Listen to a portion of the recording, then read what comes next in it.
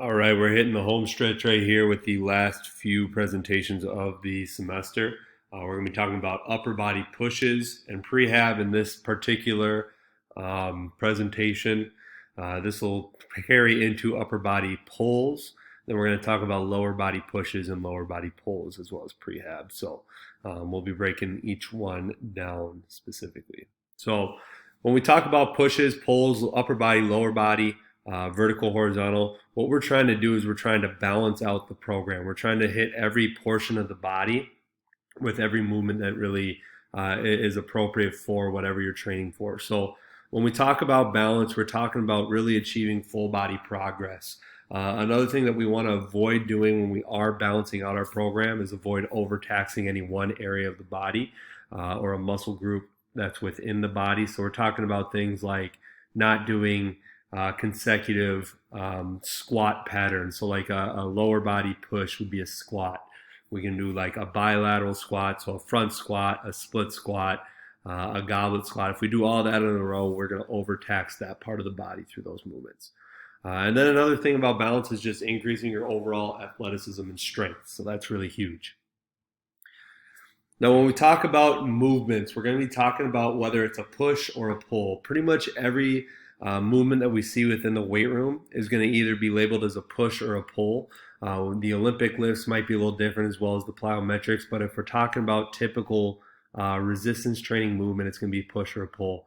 A push exercise is one in which the working muscles contract as the weight is being pushed away from the body. So the muscles are going to be contracting as you push. The primary muscles that we see here are going to be your chest or your pec, your triceps, your quads, calves, and shoulders. Pull exercises are going to be the opposite. These are going to be muscles in which they work as they contract, or they contract as the weight is being pulled towards the body. So the muscles contract as you pull. The primary muscles here would be your back muscles, your biceps, your hamstrings, your obliques, and your traps. Just take a second, think about like the different movements that you would think of or that you might perform in a weight room. What might be some examples of some push exercises? So just throw some out there or write them down and so on. And we'll touch on them in a second here. So now another thing we want to talk about, particularly with upper body, is we want to talk about not just pushes and pulls, but also whether it's horizontal or vertical. So that's the angle at which we're going to be moving the weight or pulling the weight. Horizontal exercise, when we talk about a horizontal push, we're going to be talking about any exercise that involves moving weight straight out in front of you, so that is going away from your torso horizontally. This would be an example of a bench press type movement. That's going to be different from a horizontal pull in which we're now taking that weight and we're moving it towards our body horizontal. So it's straight out in front of us and we're pulling it towards us. This could be a bent over row, a cable row from straight out in front of you, and so on. Verticals are going to go straight up. So a vertical push is any exercise that involves moving weight up vertically in relation to one's torso, so they go straight up over their head or in that general area. So things like a seated dumbbell shoulder press in which we're pushing that weight straight up above us. A vertical pull is going to be the opposite, in which we're pulling weight down from straight up above us or that general area. That could be a lat pull down. That can be a banded single arm pull down. It's not always going to be straight above our head, but sometimes it'll be maybe angled a little bit in front of us. It's just going to be in that area. So now looking at bilateral horizontal push exercises. So this is once again going to be two sides of the body working simultaneously in the same fashion. So symmetrically speaking, we're going to talk about a barbell bench at either the flat incline or decline angles. You can progress it as well with chains, tempos, and so on. Same angles can be used for the dumbbell bench press, moving at the same time on both sides. A close grip bench, in which we have our grip much closer than your typical bench. We're going to be utilizing more triceps during this time. If we were to do a normal bench or a wide bench, we might be utilizing more anterior deltoid. It's really more so personal preference, but if you really are trying to target triceps, that close grip is great. Neutral grip dumbbell, in which your palms are facing towards one another. Push-ups, triangle push-ups, med ball push-ups, all examples of bilateral horizontal pushes. So in unilateral horizontal pushes, we can do an alternating dumbbell bench press from all three angles. We can hold the weight at the top as one moves up and down, or we can keep that weight held at the bottom as the other one moves up and down. We can remove one dumbbell from the situation and do just a single arm dumbbell bench press at all three angles. We can do an alternating neutral grip in which the hands are facing towards one another, the palms are facing towards one another. We can do single arm neutral grip. We can also do a one arm push-up. Good luck with that. So just some video examples that we have here. A close grip will be our first one. So we see that close grip bench. The hand placement is much narrower. His elbows are staying tight to the body as they go down. This is going to be targeting the triceps.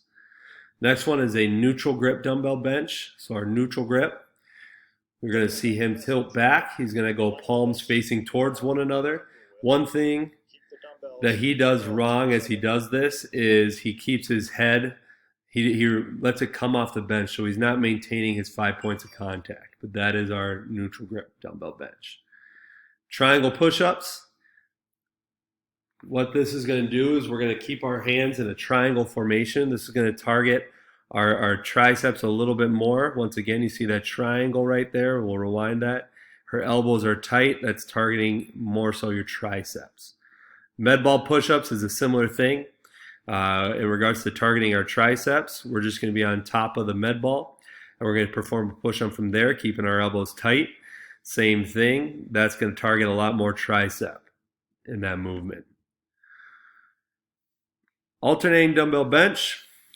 This is going to be an example in which he's holding at the top as the other one moves. He's alternating which one's going at a time. You can also hold it at the bottom as each one moves.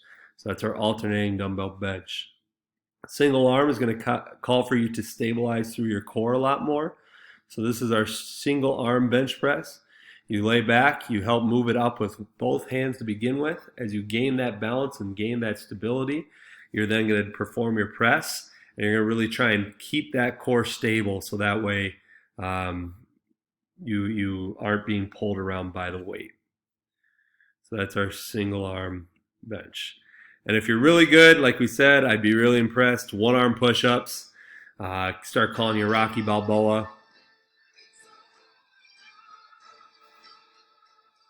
I'd be pretty impressed by that. So good luck to anybody who wants to try the one arm push-ups moving forward. Next one, we're going to talk about bilateral vertical pushes. So these are going to be two arms pushing straight up above or that general area at the same time. Barbell military press can be one. A dumbbell shoulder press is what we see here to the right. We can go a standing overhead barbell shoulder. We can go a standing overhead dumbbell shoulder press. Arnold press is going to be one in which we're bringing the weights in front of us, rotating them back out and up. That's going to really trigger a little more delta action in the front portion of our body, our anterior portion. Barbell push press, dumbbell push press being a little more explosive, getting our legs involved. A Z press and a kneeling dumbbell shoulder press, half kneeling or tall kneeling with that. Half kneeling, we're going to refer to that as HK. Tall kneeling, we'll refer to that as TK. From here out, just to abbreviate and save some space and time. Single arm or unilateral, we can go seated alternating dumbbell shoulder press, seated single arm shoulder press in which we're on a bench. We can go a single arm dumbbell Z press, a standing alternating dumbbell shoulder press or standing single arm, a single arm Arnold press. We have a kneeling single arm dumbbell shoulder press. So that's what we see right here. Kneeling, he's got the opposite side of the leg that's up. That's going to be our moving arm. And then we also have our kneeling alternating. So some examples here. We have our Arnold press, our bilateral. I'm just going to let the video do the talking. While sitting at an exercise bench with back support, hold two dumbbells in front of you at chest level with palms facing your body and your elbows bent. Your arms should be next to your torso. The starting position should look similar to the contracted portion of a dumbbell curl. To perform the movement, exhale and raise the dumbbells upward while rotating the palms of your hands outward until they are facing forward. Continue lifting the dumbbells until your arms are extended straight above you. After a brief pause at the top, slowly lower the dumbbells to the starting position.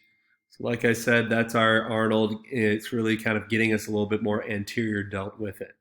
A Z press is one in which you're going to be seated on the ground. Your legs are going to be straight in a V position like we see here. From there, you don't want to have your knees bent. You don't want to have your feet on the rack. You want to have just legs straight so we can focus completely on our shoulders. This forces you to stabilize strictly through your core. as well as your shoulders, not really using anything else as a part of it. What you're going to do is you're going to push it straight up. From here, he resets each time. I like to keep it just hovering above my chest rather than re-racking it. That just gives us a little bit more time under tension. So I'm going to let him do a couple examples here as we go into it. You're going to fail on this endurance press is you're going to lose your balance and you're going to go back. So the whole point is trying to keep everything, trying to drive, get my head through as soon as I can. I press it. Stay loose. So that's our Z press. Really good movement.